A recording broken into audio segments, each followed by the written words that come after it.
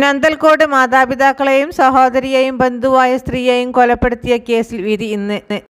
Thiruvananthapuram 6ാം additional session കോടതിയാണ് വിധി പറയുന്നത്. കേഡൻ ജൻസൺ രാജയാണ് ഏക പ്രതി.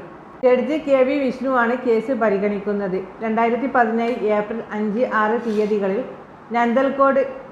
നന്തൽകോട് പോലീസ് കോമ്പൗണ്ട് 117 റിട്ടയർഡ് പ്രൊഫഷണൽ രാജ തങ്കം, ഭാര്യ ഡോക്ടർ ജിൻ പത്മ, മകൾ കരോളിൻ, ബന്ധു ലളിത ജെയിൻ എന്നിവരെ രാജയുടെ മകനായ കോടൻ കൊലപ്പെടുത്തി എന്നാണ് കേസ്.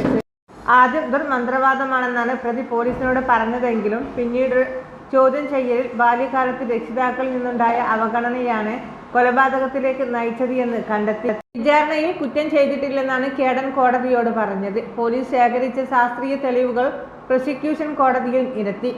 വിചാരണയിൽ കുറ്റം ചെയ്തിട്ടില്ലെന്ന് കോടൻ കോടതിയോട് പറഞ്ഞത്. പോലീസ് ശേഖരിച്ച ശാസ്ത്രീയ തെളിവുകൾ പ്രോസിക്യൂഷൻ കോടതിയിൽ നിരത്തി. 41 സാക്ഷികളെ വിസ്തരിച്ച് 104 രേഖകളും 57 വസ്തുക്കളും കോടതിയിൽ ഹാജരാക്കുകയും ചെയ്തിരുന്നു. കേസിൽ മെയ് 6-ന് വിധി പറയുന്നുണ്ടെങ്കിലും പിന്നീട് മാറ്റിവെക്കുകയായിരുന്നു. എല്ലാവിധ വാർത്തകൾക്കും വിശേഷങ്ങൾക്കുമായി നമ്മുടെ ചാനൽ സബ്സ്ക്രൈബ് ചെയ്യാൻ മറക്കല്ലേ.